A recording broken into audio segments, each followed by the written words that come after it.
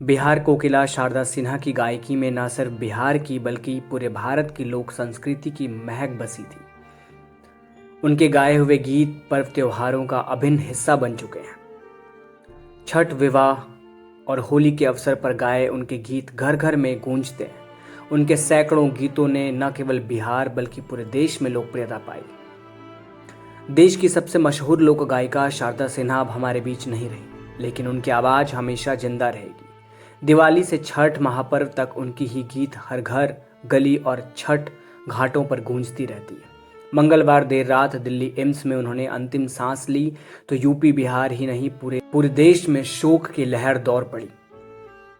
महज 72 साल की उम्र में ही उनका जाना किसी बड़े सदमे से कम नहीं है। उनके बेटे अंशुमान सिन्हा की मां ने बिहार कोकिला मल्टीपल माइलोमा जैसी गंभीर बीमारी से पीड़ित थी।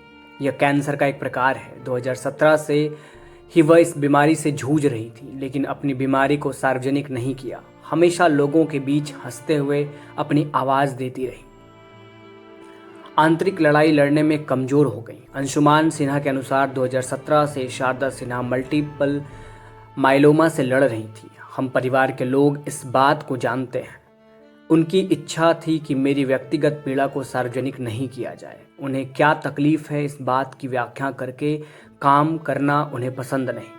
पिताजी जो कि ब्रजकिशोर सिन्हा थे, उनके देहांत के बाद उनका मनोबल टूट गया। उन्हें बड़ा झटका लगा। वह पूरी तरह से टूट गई। इस कारण वह आंतरिक लड़ाई लड़ने में कमज़ोर हो गई। पिताजी के श्राद्ध खत्म होने के ठीक बाद हम लोग उनके स्वास्थ्य की रूटीन जांच के लिए दिल्ली आए। इसी दौरान उनकी बीमारी में तेजी से बढ़ोतरी होने लगी, इसलिए डॉक्टर की सलाह पर उन्हें एम्स में भर्ती करवाया गया। कुछ दिन स्थिति ऐसी हुई, अस्पताल में जंग लड़ते लड़ते उनकी सांसें थम गई। तो आइए जानते हैं एक बार कि मल्टीपल माइलोमा बीमारी कैसी होती है। टाटा मेमोरियल हॉस्पिटल मुंबई में काम कर चुके बिहार के प्रसिद्ध कैंसर रोग विशेषज्ञ डॉक्टर बीपी के अनुसार मल्टीपल माइलोमा कैंसर का एक प्रकार है। मरीज के हड्डियों, गुर्दे और शरीर के स्वस्थ लाल और सफ़ेद रक्त कोशिकाओं और प्लेटलेट्स बनाने की क्षमता को प्रभावित कर देता है। इसका पूरी तरह से इलाज नहीं हो सकता है, लेकिन इसकी स्थितियों और लक्षणों का इलाज कर सकते हैं और इसकी प्रगति को धीमा कर सकते हैं। मल्टीपल माइलोमा ये सफ़ेद रक्त कोशिका यानी कि वाइट ब्लड सेल्स में बनता है। दरअसल स्वस्थ कोशिकाएं एंटीबॉडी प्रोटीन बनाकर संक्रमण से लड़ने में मदद करती है। एंटीबॉडी रोगाणुओं को खोजती है और उन पर हमला करती है। मल्टीपल माइलोमा में कैंसर युक्त प्लाज्मा कोशिकाएं अस्थि मज्जा में बनती है। कैंसर कोशिकाएं स्वस्थ रक्त कोशिकाओं को अस्थि मज्जा से बाहर निकाल देती है और इस कारण कैंसर कोशिकाएं ऐसे प्रोटीन बनाती है जो ठीक से काम नहीं करते।